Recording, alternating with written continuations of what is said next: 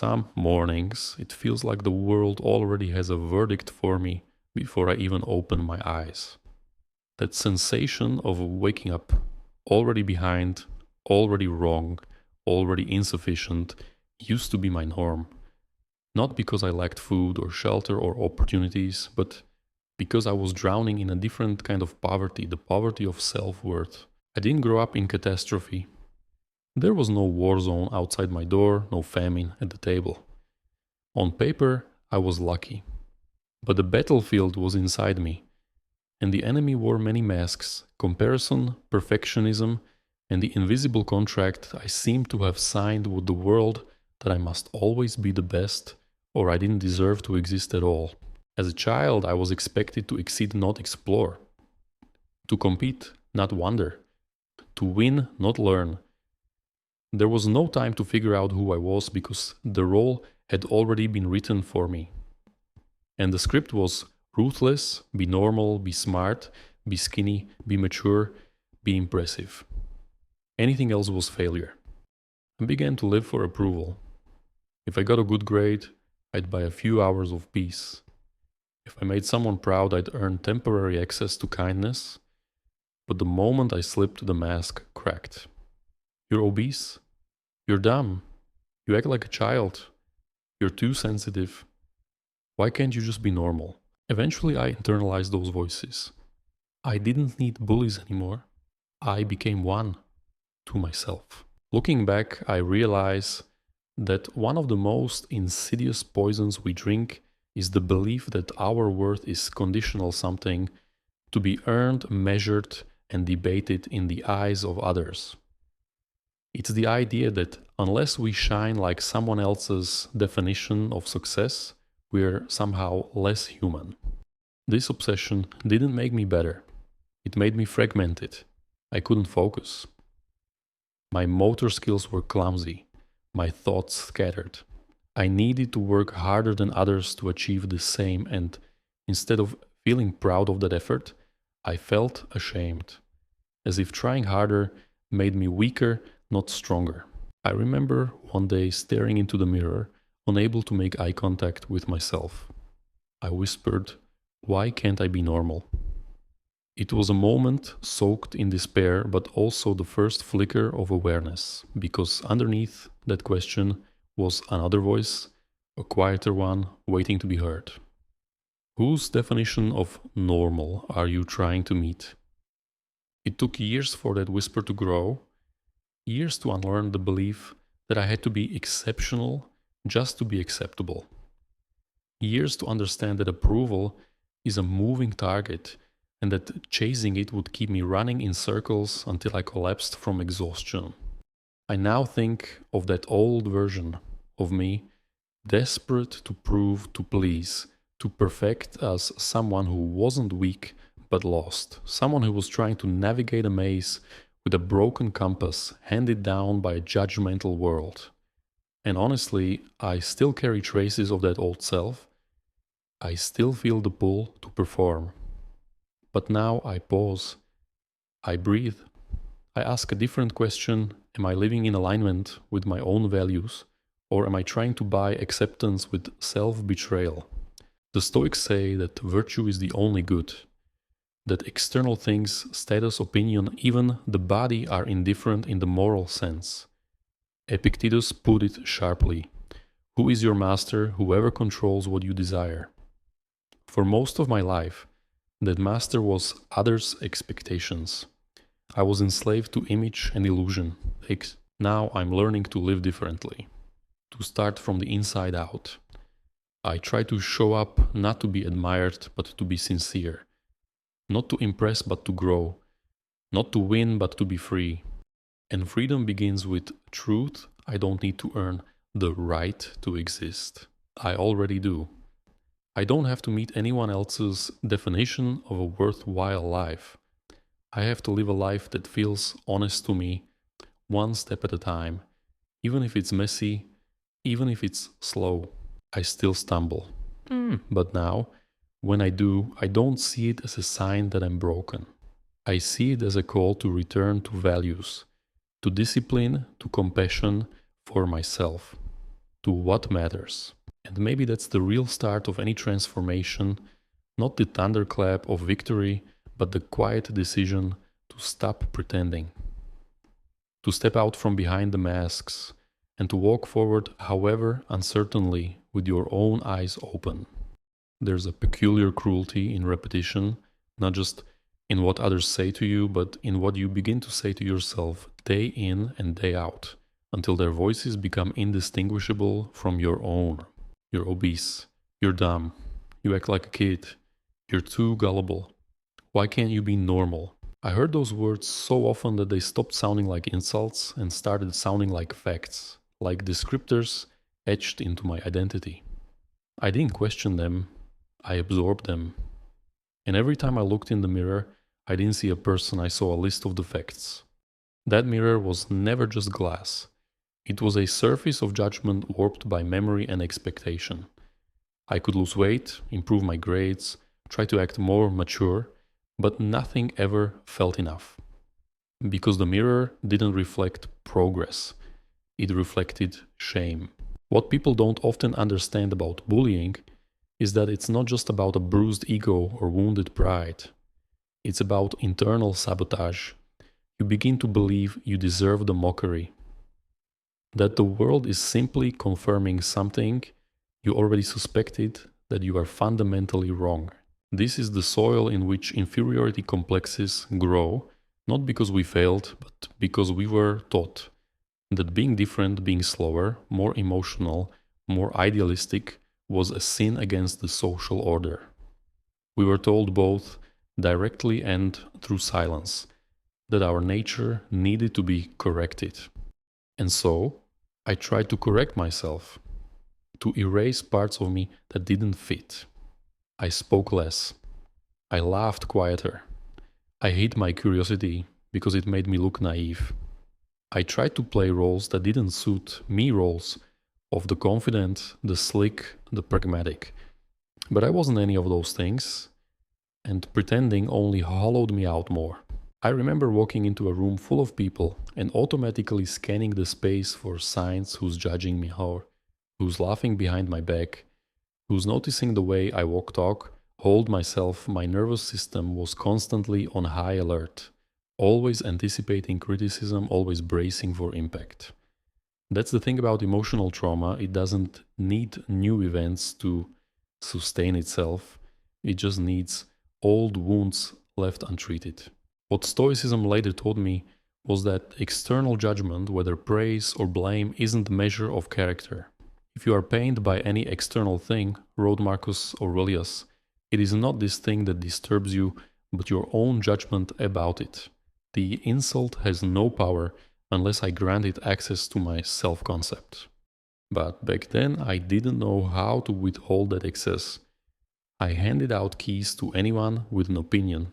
It took years to even question those insults, to ask, what if they were wrong?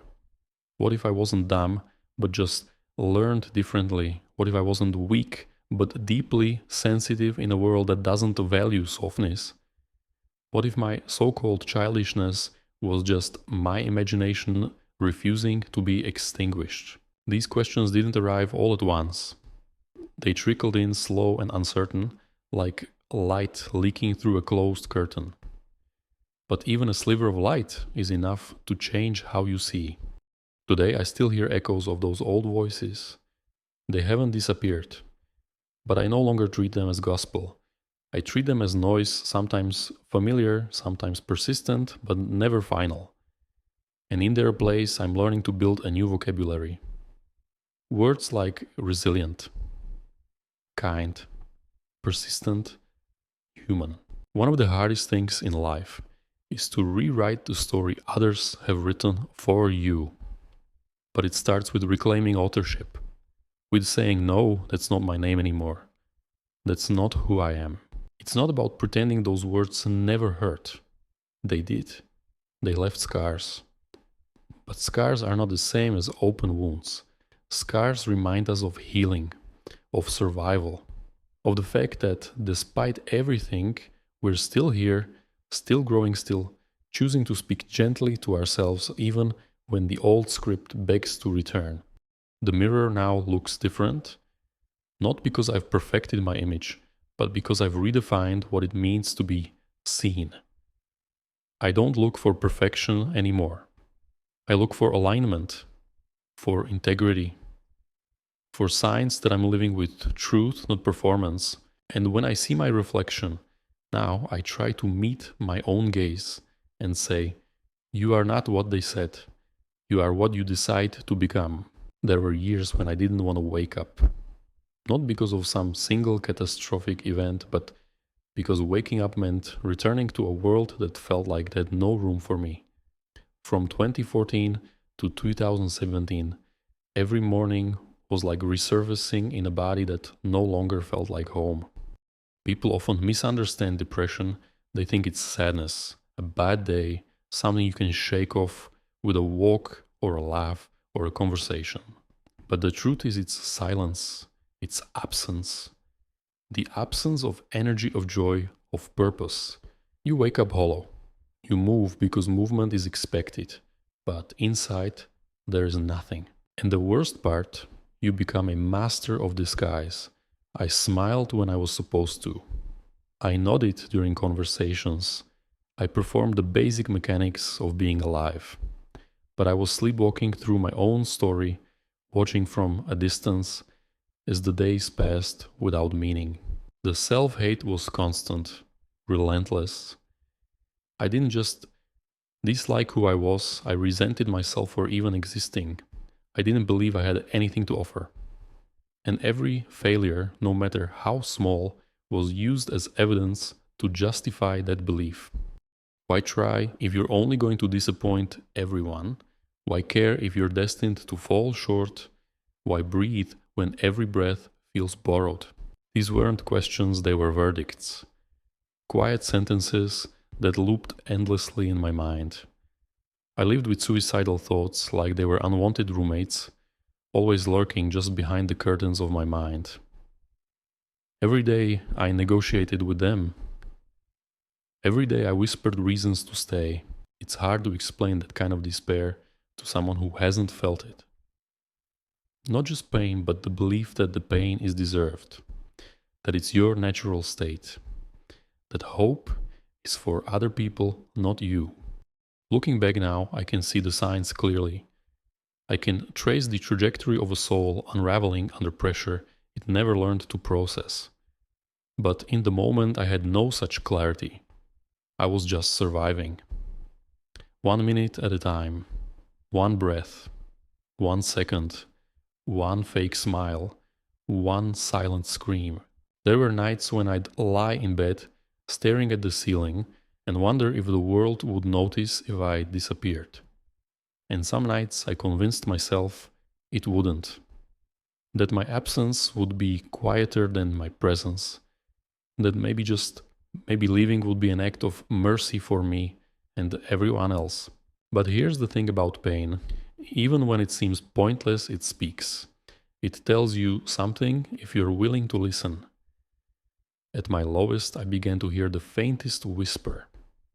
This can't be all there is. It wasn't a roar, it wasn't a grand epiphany. It was more like a flicker, a tiny pulse in the darkness, a gut feeling that maybe there was another way to live. I didn't know what that way was, I didn't have answers, but I started to ask different questions. What if I didn't have to be perfect to be loved? What if my worth wasn't determined by my productivity? What if surviving wasn't failure, but a kind of quiet courage? These questions didn't heal me overnight, but they opened a crack. And sometimes that's all you need, a crack wide enough to let in a little light. I didn't climb out of that pit all at once. There was no dramatic transformation, no movie moment resolution. It was gradual, clumsy, full of setbacks, but there was movement. And even the smallest movement matters when you've been still for so long. If there's one thing I wish I could tell my past self curled up, ashamed, aching, it's this: you are not broken. You are burdened. And burdens can be set down one by one. Not easily, not quickly, but they can. And Stoicism, though I hadn't discovered it yet, would later give me the language for what I was beginning to feel, that pain is not the enemy, but our reaction to it can be. That we don't control what happens to us, but we can shape what we do next. As Epictetus wrote, it's not what happens to you, but how you react to it that matters. In those years, my reaction was despair. But even in despair, there can be a seed of reflection. And that seed planted in darkness was waiting for the light. I didn't know it then, but I was beginning to prepare for a rebirth. The first time I saw real change in myself, it wasn't some monumental leap. It was a flicker, a brief, stubborn spark that refused to die. It began in 2018. Something inside me had shifted slowly, imperceptibly. Maybe it was exhaustion, maybe it was survival instinct, or maybe it was just the whisper I mentioned before finally becoming a voice, loud enough to hear, this can't be all there is. So I did something terrifying. I asked for help. I began therapy. I started talking to someone, not a friend, not a family member, but a professional. Someone who could listen without judgment, someone who didn't see me through the lens of history or failure or expectation. Just a human. And that space, quiet, structured, non-reactive, became a sanctuary. A place where I could take off the masks and admit I'm not okay. With time, I began to treat myself a little better. I exercised more, ate better. I started to lose weight, and with it, the heaviness of shame that had clung to my body for so long. My physical health improved, and for the first time in years, I felt like I had momentum. I looked in the mirror and didn't immediately flinch. That alone felt like a miracle. But momentum, I've learned, is not the same as direction, because just when things were beginning to stabilize, I made a decision that would unravel so much of what I'd built. I followed my heart into a storm. There was a guy I loved. Not just admired or cared about, loved in the intense, romantic, idealistic way that blinds logic and amplifies longing. We had studied at the same college for a time, and when he transferred to another university, I made a choice I would follow him. Not metaphorically, literally. I enrolled in a new program, started preparation school to improve my SAT scores, signed up for night classes in law school, all while trying to maintain the fragile new habits I had just begun to build. I thought I was being brave, bold, romantic, but what I was really doing was abandoning myself, again this time, not for approval but for attachment. I didn't realize it then, but I had mistaken motion for progress. I thought discipline meant packing every hour with productivity every day, with effort. I wasn't thinking long term, I was reacting. I was chasing an image of a future that didn't belong to me. A future I had fabricated out of infatuation and fear. The workload crushed me. I'd wake up before dawn, go to prep school, spend hours trying to outstudy my exhaustion, then head to law classes at night. I wasn't resting. I wasn't breathing. I was surviving on adrenaline and fantasy. Inevitably, I burned out. Hard. My grades suffered. My mental health began to unravel again. I felt cornered, ashamed, and furious with myself most of all. How could I have been so foolish? How could I sabotage the progress I had worked so hard for? I couldn't even blame anyone else. I had made the choice. I had lit the match. And the guilt wasn't just academic, it was existential. I had spent years trying to escape the story that I was impulsive, gullible, too emotional. And now, here I was writing myself back into that exact role. This is where Stoicism would eventually teach me something profound, that failure is not a moral indictment, it's data. And that disappointment is not destiny. Marcus Aurelius wrote, "If you are distressed by anything external, the pain is not due to the thing itself, but to your estimate of it." At the time, I didn't have those words, but I had the faint intuition that I could still pivot, that I didn't have to stay trapped in shame. It took me a while to act on that instinct, I dropped law school, not because I was weak, but because I was finally honest with myself. I didn't enjoy it. I wasn't inspired by it. I had chosen it out of fear, not curiosity, and so, ashamed but determined, I changed course again. I enrolled in dental school. It wasn't a magical solution. It wasn't even a calling, but it was a clean slate, and I needed one. I needed a place to rebuild slowly from a more authentic place. What I began to realize through all this, through therapy, through failure, through heartbreak, is that growth isn't linear. It zigzags, it spirals. Sometimes it regresses before it moves forward again. The key is not to avoid mistakes, but to respond to them wisely. There's a saying I once heard that stuck with me: don't let a good crisis go to waste. That crisis of love, of burnout, of misplaced discipline forced me to confront the difference between what I wanted and what I needed. I had wanted to be loved so badly that I abandoned my own self-respect. What I needed was direction, self-trust, and time. And though I wouldn't know it for another year or two, what I really needed was philosophy. A compass for my chaotic inner world. A structure not built on perfectionism but on principles. But that journey hadn't started yet. Not fully. What had started was a slow return to myself. Not the idealized self I thought I needed to become to be lovable, but the real one. Flawed, conflicted, still searching, but alive, and willing to try again. There's a kind of pain that doesn't show up in medical scans. No bleeding, no bruising, no visible scar. But it's there, heavy, dull, corrosive. It's the pain of running too far in the wrong direction. That was me in the months following my decision to chase someone else's future instead of building my own. It's easy to romanticize sacrifice when you are in love. Easy to mistake obsession for passion or burnout for effort. I told myself that I was being noble, that love meant giving everything. And so I gave my time, my body, my energy, my sanity. I poured myself into this elaborate structure of preparation school during the day and law school at night, all balanced on the unstable foundation of someone else's presence in my life. I was constantly exhausted. My eyes burned from lack of sleep. My hands trembled during exams. My mind was foggy, distracted. I wasn't even really thinking about the future anymore.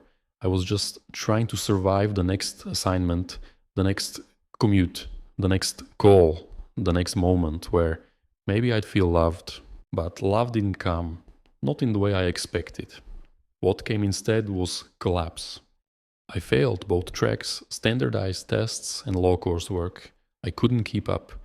And worse than failure was the shame. I had crafted an identity around effort, around working harder than everyone else. And now that identity was in pieces. There was no reward, no redemption, just a void where I thought triumph would be. The worst part wasn't losing the boy. It wasn't even failing academically. It was the realization that I had abandoned myself, again this time voluntarily. Stoicism teaches us to differentiate between what is up to us and what is not. Epictetus wrote, "Some things are in our control and others not." And at that time I was trying to control everything, except the one thing I truly could, my own judgment. I had ignored red flags, ignored my exhaustion, ignored the quiet voice of reason inside me that warned, this is too much. I had thought I could outwork emotion, outplan chaos, outmuscle heartbreak. But the body keeps score. The mind eventually rebels. You can't treat yourself like a machine and expect to remain whole. So I broke, and breaking, as painful as it was, saved me.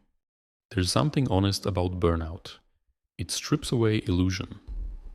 When you can no longer run, you're forced to stop and see. To confront the truth of your choices, however painful. And that's what I did. I looked in the mirror, not the metaphorical one this time, but the literal one. My face looked older, my eyes were tired, my skin was pale. But deeper than that, I saw a young person trying so hard to be worthy of something, love, respect, success, that they forgot they were worthy already by simply being. So I pivoted. I walked away from law school not in defeat, but in quiet rebellion against a narrative I had inherited, not chosen. I enrolled in dental school. It wasn't passion that brought me there, it was clarity. I needed something that was mine, something not tangled up in someone else's shadow. The early days were rocky. I doubted myself constantly. Was I just repeating the same pattern in a new setting? Was this another escape? But no, I started to notice a difference. I wasn't doing this for anyone. Not to impress, not to follow, not to escape. I was doing this for structure, for healing, for me. Still, the damage wasn't undone. I carried the exhaustion into my new program. The emotional residue of burnout doesn't vanish, it lingers. You learn to move with it like a limp after a healed wound. I had moments where I wanted to quit again. Moments where the fear of being average paralyzed me. The voice of perfectionism never disappeared. It just changed costumes. Now it said things like, "You're not passionate enough. This isn't your true calling. You're wasting your potential." And I had to face the ugly truth. I didn't even know what true calling meant. I had spent so long reacting to life that I'd never actually asked what I wanted from it. That question sat with me like a stone in my chest. What do I want? Not what others expect, not what earns praise, not what makes someone stay, but me. In my rawest, most honest form, what does that self desire? It would take time to answer, years in fact. But even the asking of it genuinely, sincerely marked the beginning of a new path. One built not on desperation, but on discernment.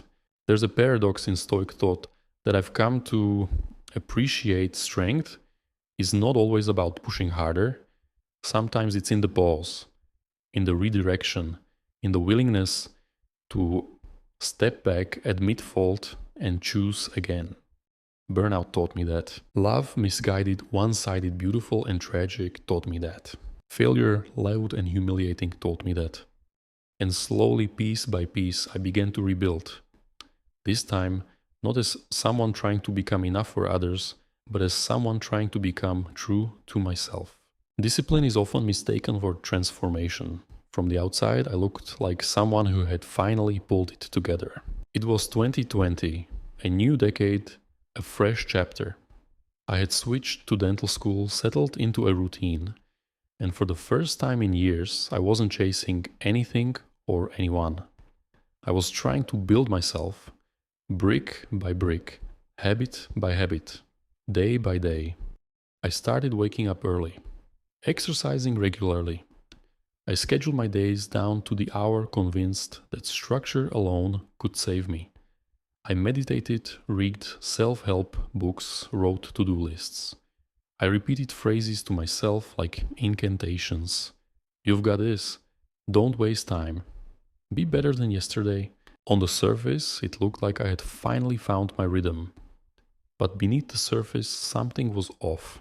I wasn't building discipline from acceptance. I was using it as a mask to cover unresolved pain. A new kind of perfectionism cloaked in productivity. What I thought was growth was in many ways a performance. I still hadn't dealt with the voice inside me, the one that whispered, "You're still not good enough." I just drowned it out with motion, with schedules, with checkboxes. I was afraid to sit still. Stillness meant listening, and listening meant facing parts of myself I had long buried. Then the pandemic hit. Everything I had built, every routine, every coping mechanism, every distraction was shattered in a matter of weeks. The gyms closed, classes went online, social interaction became a risk. The scaffolding that held me up was gone, and underneath, I was still fragile. I tried to adapt. I worked out at home, set up group calls on Discord to study with friends, meditated in the same room where I slept and worked and ate. I even kept video sessions with my psychologist. I fought to maintain control, to stay on track. But no matter how hard I tried, I felt like I was slowly drowning. It wasn't just the isolation, it was the realization that I had mistaken structure for stability, that I had built my peace on externals, routines, plans, achievements, not on something internal and resilient. And when those externals disappeared, so did my sense of self. Stoicism hadn't entered my life fully yet, but seeds had been planted. I began watching videos online, hoping to find a philosophy, practice anything that could help me stay afloat. Some of what I found was useful. Stories about Zeno's shipwreck, about Epictetus' slavery, about Marcus Aurelius, writing in a plague-ridden empire, they resonated. These weren't abstract thinkers. They were people who suffered deeply and still lived well. But much of what I saw was noise. Videos that confused Stoicism with emotional numbness. Influencers who equated virtue with manipulation, who weaponized the word Stoic as if it meant inhuman. I didn't know what to believe. I was desperate for something real, something grounded. So I started with what I had. I kept moving but slower. I began to question my own version of discipline. Why was I so afraid of rest? Why did I feel guilty for simply being? Why did productivity feel like the only thing keeping me from collapse? I didn't have answers. But I had an instinct that if I kept pushing myself like this, I'd snap. That true discipline wasn't just about doing more. It was about understanding why I was doing anything at all. I began to let go of the checklist mentality. Not entirely, habits still mattered. But I started to treat them as tools, not chains. I stopped forcing myself to meet arbitrary standards. I let some days be quiet. I let myself grieve the things I had never properly grieved, lost time, lost people, lost parts of myself. It hurt. In a strange way, it hurt more than the depression had. Because this pain wasn't numb, it was sharp, clear, and raw. It was the pain of awakening, of seeing myself not as I wished I was, but as I truly was, vulnerable, flawed, searching. And yet that honesty brought relief, because for the first time I wasn't pretending. Seneca wrote, "If a man knows not to which port he sails, no wind is favorable." I realized I hadn't been sailing, I'd been drifting, using momentum to avoid direction, but now I had a chance to choose differently. Not out of desperation, but out of purpose. That was the beginning of a deeper discipline. One rooted not in shame, but in self-respect. One that didn't collapse when the world did, because it came from values, not appearances. The pandemic was cruel. It took so much from so many. But in that collapse, I found clarity. And from that clarity, I began to rebuild, not with performance, but with presence. True discipline, I learned, isn't about rigidity. It's about resilience. The ability to return again and again to what matters. Even when it's hard, even when you've fallen. Especially then, from 2020 to 2023, it felt like I was living in a tunnel with no exit, no stars, no sun, just dim flickering outlines of the life I used to know. It wasn't a dramatic collapse, the kind you see in films. It was slower, quieter, like a room gradually darkening until you don't even realize you're sitting in the dark. I was still functioning. That was the cruel irony of it. I still submitted assignments, still replied to messages, still kept up the appearance of normalcy. But behind every action was a weight I couldn't explain, a heaviness that clung to my spine, my breath, my thoughts. I had tried so hard to build a better version of myself, but now I felt like a ghost, haunting that unfinished version. The isolation of the pandemic was one thing, but the deeper isolation, The one inside was worse. I didn't recognize myself anymore. I couldn't remember the last time I felt joy, without guilt or rest, without anxiety. And the discipline I'd worn like armor, it had rusted.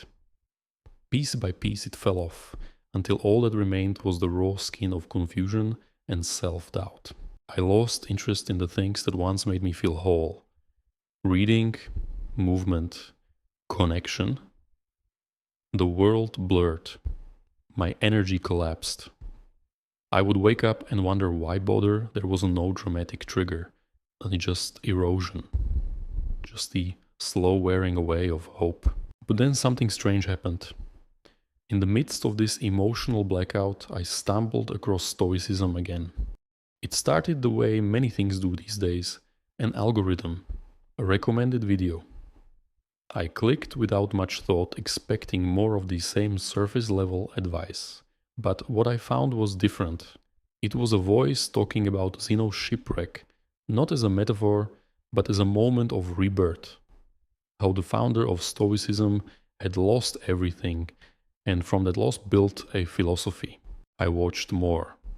Some were good, thoughtful, historical, rooted in virtue and rationality. Others were empty, flashy montages of stone-faced statues and sound bites stripped of substance.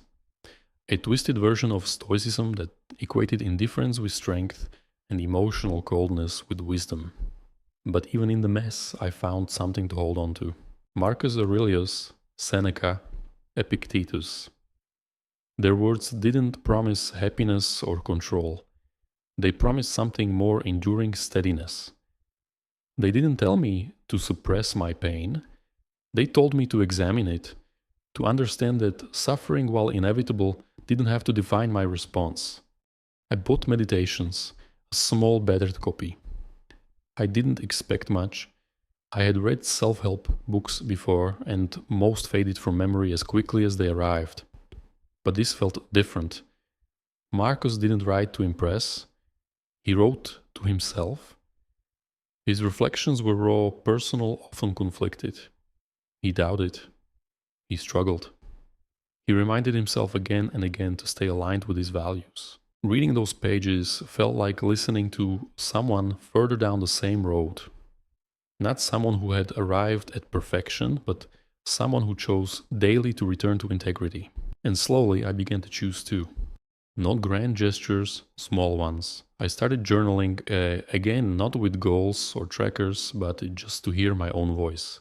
I began to practice negative visualization, imagining the loss of things I took for granted, not to scare myself, but to sharpen my gratitude.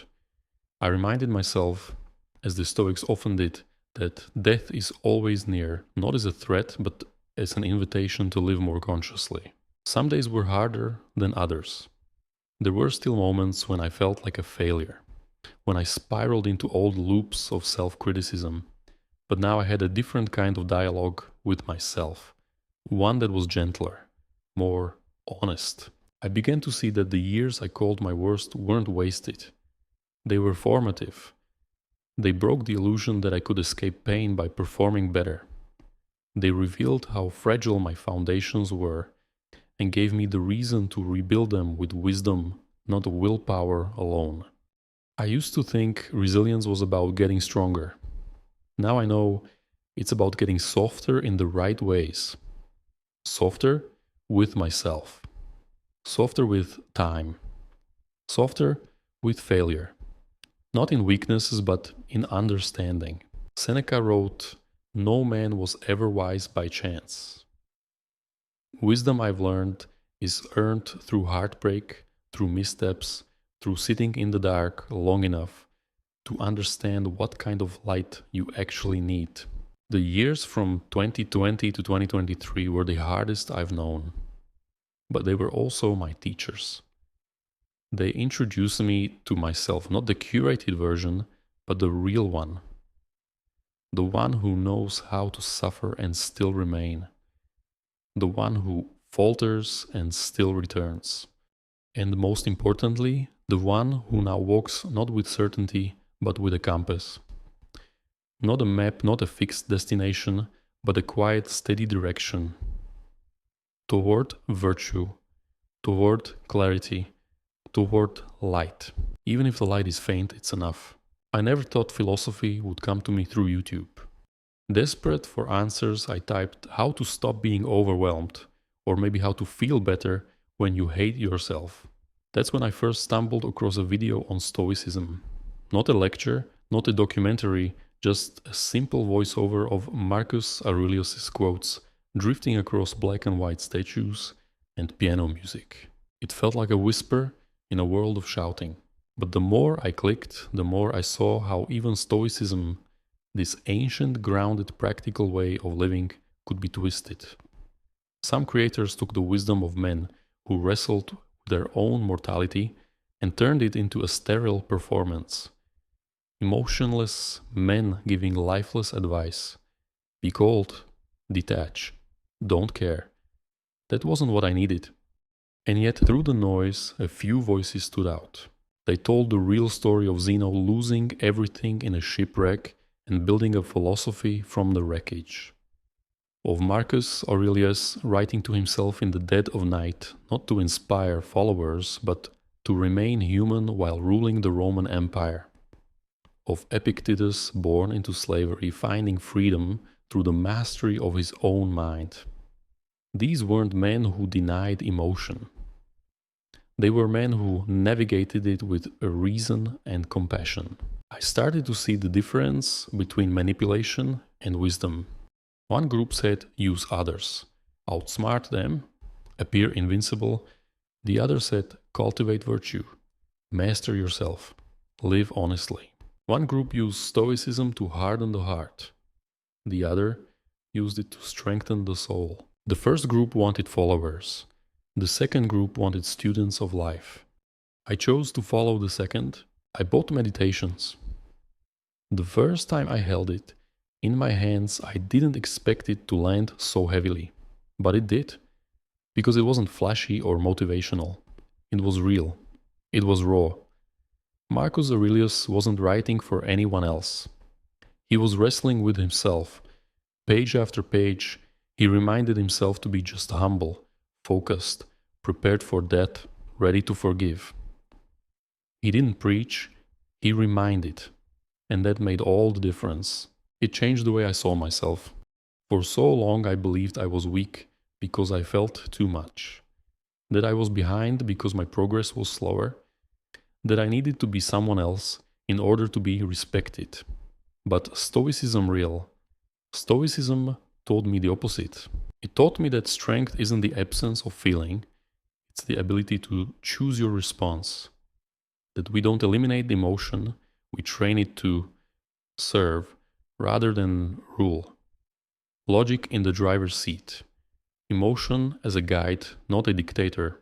It also taught me about logos, the idea that the universe is structured by reason, that events unfold according to a deeper logic we don't always see, and that our role is not to control outcomes, but to align ourselves with nature, to accept what is and work with it. This helped me see my past differently. The bullying, the depression, the burnout, the failed attempts at love, the chaos of the pandemic. These weren't signs that I was broken. They were the circumstances given to me by fate, the things not in my control. What was in my control was how I responded, how I interpreted, how I learned. As Epictetus said, it is not events that disturb people, it is their judgments concerning them. I began to audit my thoughts like a philosopher. Is this reaction based on truth or on fear? Is this belief mine or inherited from others? Is this emotion guiding me or misleading me? This process didn't make me perfect, but it made me better. More grounded, more aware, more discerning. I also began to watch my media diet the way a Stoic watches their impulses. Not all content is food. Some of it is poison. And I had been binging on comparison, fear-mongering, and superficial ideals disguised as motivation. So I cut most of it out. I stopped feeding the version of me that wanted quick fixes and started feeding the one that sought truth. That decision changed everything. I became more deliberate in how I spoke, how I moved, how I spent my time. Not in a robotic way, but with care. Because Stoicism isn't just about facing adversity, it's about living well. With reason, with grace, with presence. I even began to appreciate the slow pace of my growth. Before I saw my slow progress as weakness. Now I saw it as training, phase, as preparation. Every hardship was a chance to practice the virtues I now valued: courage, wisdom, justice, temperance. That's when I started to feel something I hadn't felt in years: dignity. Not pride, not arrogance, dignity, the quiet knowledge that I was trying not to impress, not to perform, but to become the kind of person I could respect. And that, after years of loathing myself, was a kind of miracle. There is so much noise in the world. Everyone telling you who to be, how to feel, what success looks like. But through Stoicism, I learned to pause, to listen not to the noise, but to the signal underneath. And that signal says, live according to nature. Do what is yours to do. Be better, not louder. Choose virtue over validation. That's the path I'm still on. And every day I choose it again. The most surprising thing about Stoicism wasn't how much it helped me manage pain. It was how much it helped me uncover truth, especially the truths I had spent years avoiding. I used to think discipline meant pushing harder, sleeping less, doing more, saying yes when I was falling apart.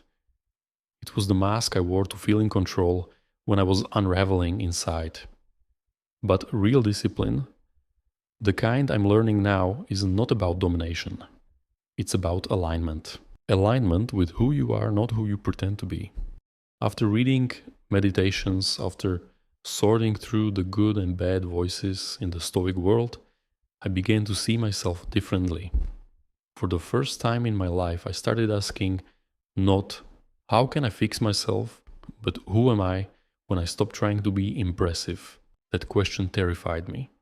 Because the answer wasn't polished, it wasn't marketable, it was messy, but it was mine.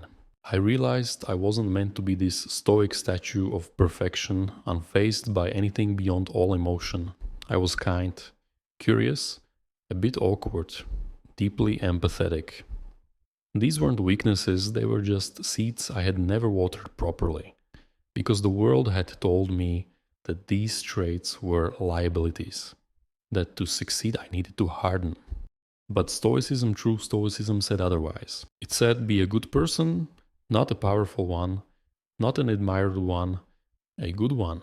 And being good, I found, requires radical honesty. So I began to live more honestly. I started speaking up when I didn't understand something. Instead of nodding along and pretending, I admitted when I was tired instead of pushing through to maintain an illusion. I told people when I was hurting instead of burying the pain behind sarcasm or silence.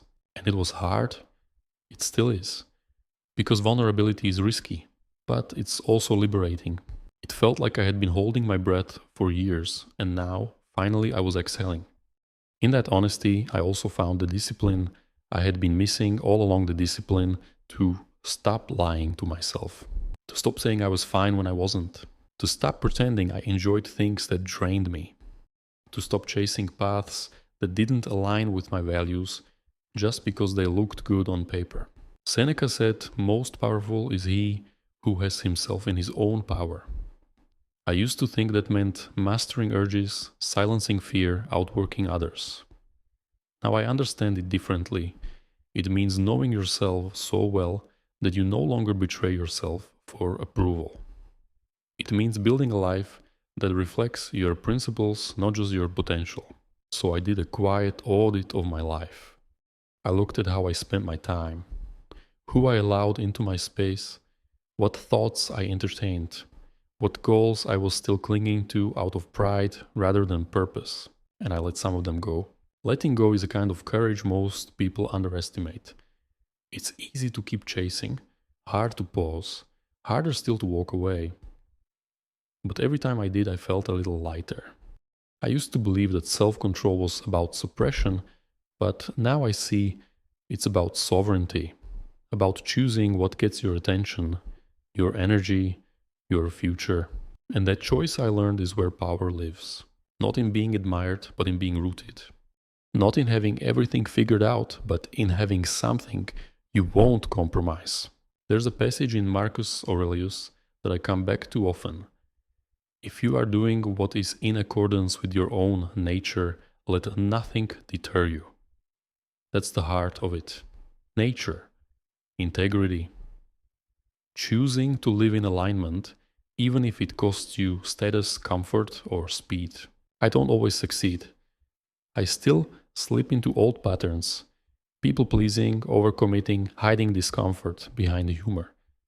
But now, I catch myself, and when I do, I pause, I realign, I ask, am I being real, or am I performing again? Most of the time, just asking that brings me back to center. Because the truth is, living authentically isn't about being perfect. It's about being consistent. Not in output, but in intention. And when your intention is clean, when it's guided by truth instead of fear, you begin to trust yourself again. And that self-trust, that's the real transformation. Because once you trust your own judgment, you don't need to prove yourself every day. You just live. Deliberately, with kindness, with boundaries, with a clarity that others may not understand, but that you no longer need to explain. The discipline of being real is the foundation of everything else. Without it, your success will feel hollow. Your relationships will feel strained. Your joy will feel conditional. But with it, even the hardest days will carry meaning. Even the smallest moments will feel like yours. And that I've learned is the truest kind of peace. I used to think time was something that just happened to me. It was either slipping through my fingers or dragging me along like a current too strong to resist. I'd wake up already behind, already drowning in obligations, expectations, and imagined criticisms. My days weren't mine. They belonged to the voices I had internalized. Do more. Be better. Don't waste time. But I was wasting time. Not in the way people think, not with laziness or idleness, but by living someone else's version of a meaningful life. I chased achievements that didn't matter to me. I held conversations that drained me. I said yes to things I didn't believe in out of guilt or fear or habit. My time was spent reacting, not choosing. And as Marcus Aurelius warned, you could live life right now. Let that determine what you do and say and think. And that quote rattled me. I had read it a dozen times before, but one day it finally landed deeply personally. It made me think, if today were my last, how much of it would I be proud of? How much would feel like mine? The answer in that moment was not much, so I started to reclaim my time. Not with color-coded calendars or bulletproof schedules. Those had already failed me before. This time I started with intention. I asked myself, what do I actually want to do with the hours I've been given? Not in the abstract, literally, hour by hour. Who do I want to talk to? What kind of work makes me feel aligned? What small rituals make me feel grounded? What am I saying yes to? That should be a no. I began with small acts of rebellion. I stopped replying to messages the moment they came in. I stopped saying yes to obligations that left me depleted. I unsubscribed from the myth that productivity was my only virtue. And in their place, I started choosing slowness, depth, simplicity. And for the first time in my life, I felt like time wasn't my enemy. It was my companion. Seneca once wrote, "It is not that we have a short time to live, but that we waste much of it." I wasted so much time not because I was lazy, but because I was afraid. Afraid of being seen as lazy, of being judged, of being forgotten. Fear was the thief, not idleness. But here's what I've learned. The moment you begin to choose how you spend your time based on values instead of validation, your life changes. I started waking up earlier, not to cram more tasks in, but to enjoy silence before the world began to rush. I wrote in my journal not as a performance, but as a dialogue with my own mind. I gave myself permission to do things slowly, to let thoughts breathe, to walk without my phone, to sit without a screen.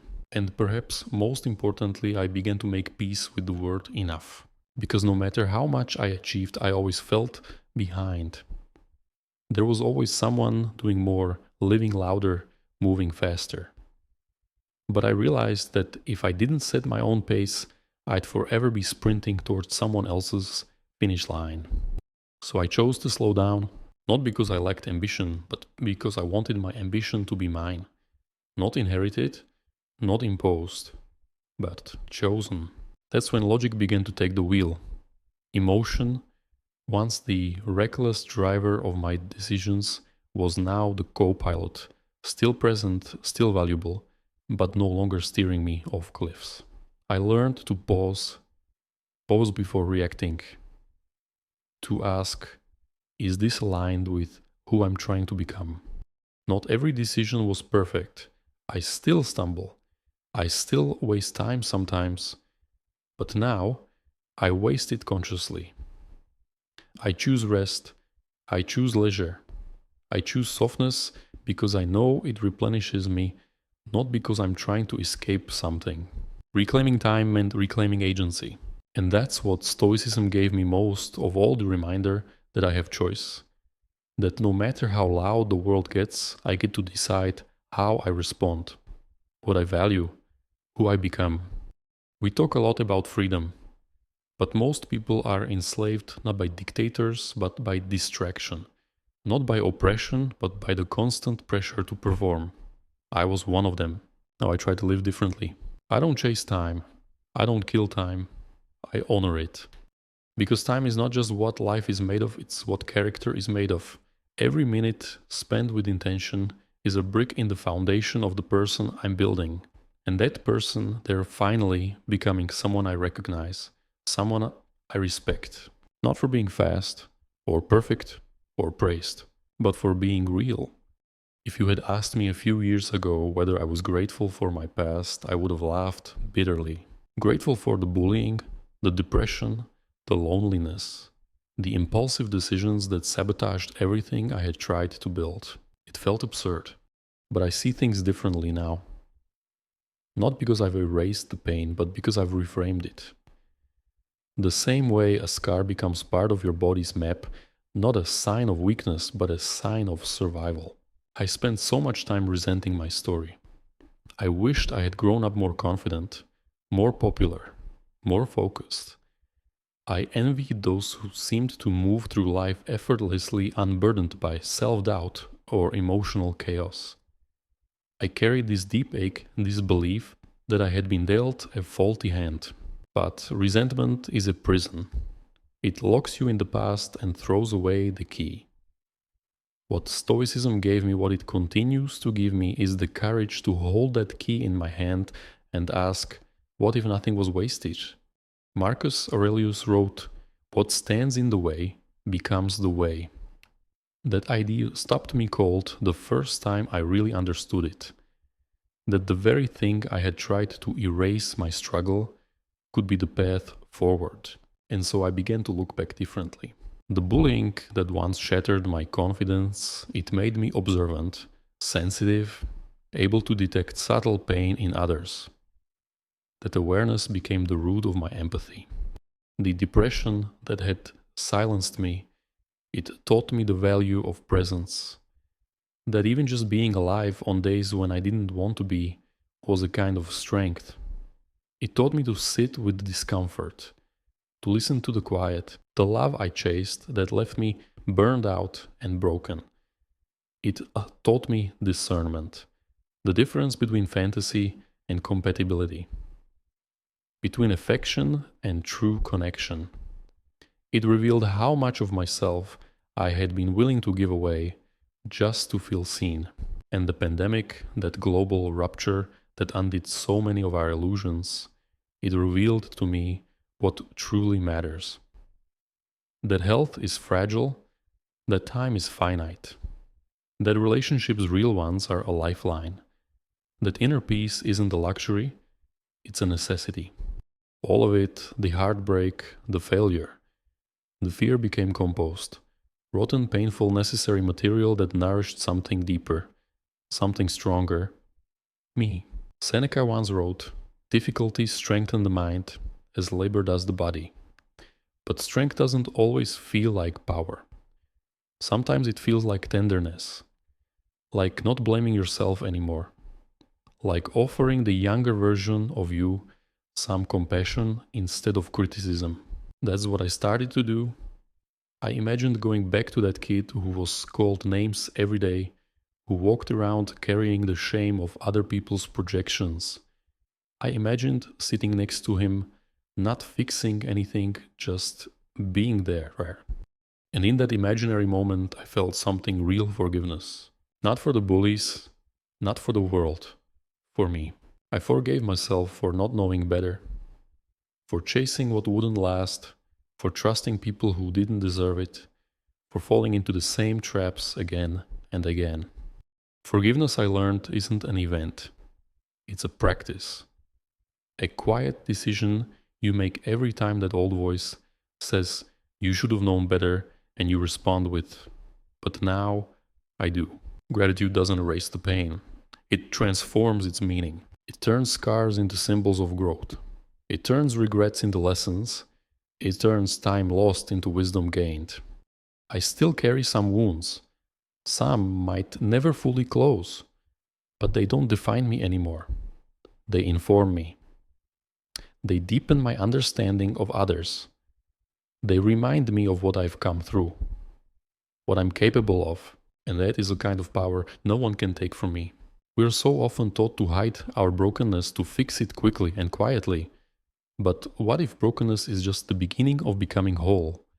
What if the pieces that didn't fit were never meant to? What if the very cracks we try to hide are where the light gets in? I don't wish for a different life anymore. I don't fantasize about rewinding time and doing it all better, because without those dark nights, I wouldn't have discovered the strength of a dawn I had to fight to reach. And that fight, that journey, is what makes it real. There's no grand finale, no cinematic conclusion where everything falls perfectly into place. Life doesn't offer that kind of closure. What it gives instead is the chance to begin again each morning, each breath, each thought. And that's enough. I don't wake up every day feeling wise or strong or healed. Some days I still hear the old voices, "You're behind. You'll never change. Why can't you just be normal?" They don't disappear, but they've grown quieter. Or maybe I've just grown louder in the right ways. I'm not a sage. I'm not an example of Stoic perfection. I'm still learning, still stumbling, still circling the same questions sometimes. But the difference now is I meet those questions with patience, with honesty, with discipline, not just in action, but in thought. That's the real gift of Stoicism for me, not a hardened shell, but an open, clear gaze. A way of living that doesn't depend on outcomes or applause. A way of walking through the world with principles as my compass, not panic or performance. When I say the dawn after the night, I don't mean a complete transformation. I mean light breaking through cracks. I mean waking up and not immediately hating myself. I mean choosing to show up to life, to relationships, to this moment with intention. I used to live reactively. Every insult, every failure, every glance from someone else shaped who I thought I was. But now I ask a different question. What kind of person am I becoming by the choices I make today? Am I being kind even when no one's watching? Am I choosing courage even when I feel small? Am I acting from reason or just reacting from fear? These are the questions that shape me now. And when I get them wrong, and I still do, I return. That's the Stoic way. Not perfection, but return. Over and over again. Marcus Aurelius reminded himself, you don't have to turn this into something. It doesn't have to upset you. That's a line I've memorized. Repeated in crowded rooms during anxious moments when memories creep back uninvited. I don't have to turn this into suffering. I can let it pass. I can stay grounded. I can breathe. Even breathing for me is now an act of wisdom. Not performative, not forced, just an acknowledgement of what is here now. Inhale, exhale. That's life. That's everything. And I try to live in a way that honors the second chance I've been given, not in some dramatic movie like turnaround, but in small daily fidelities to truth. I journal without needing to solve everything. I walk slowly. I make eye contact. I tell the people I love that I love them. I allow space for silence. And when my mind races, I remind myself, you've been here before. You've come back stronger every time. I've learned that Stoicism isn't about becoming stone, it's about becoming rooted. So that when the wind comes, and it always does, you bend, but don't break. You return upright, not because you're unshaken, but because you've anchored yourself to something deeper. For me, that anchor is virtue. Not in a moralistic way, but as daily orientation. Am I showing restraint? Am I thinking clearly? Am I contributing more than I'm consuming? The world still tries to pull me in 1,000 directions. It still sells noise as wisdom, distraction as fulfillment. But I know what emptiness feels like. I've lived there. And now I choose something else. I choose clarity. I choose presence. I choose to live according to the kind of man I want to become, not the one others expect me to be. And when I fall short, because I will, I don't spiral. I return. I reflect. I realign. That's what Stoicism teaches. Your control begins where your choices do. The dawn for me is not one moment. It's every moment I choose differently than I did before. Every time I don't run from myself. Every time I stay. I used to be ashamed of my story. Now I see it as my greatest teacher.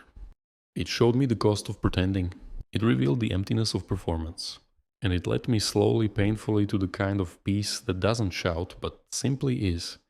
This peace isn't made of applause or accolades. It's made of choices, of discipline, of grace, and it's still unfolding. So no, I'm not a finished product. I don't want to be. I want to be someone who wakes up each day and says, this is the life I've been given. These are the choices I can make. And today I will try gently, firmly, honestly to be a little better. Not perfect, just better.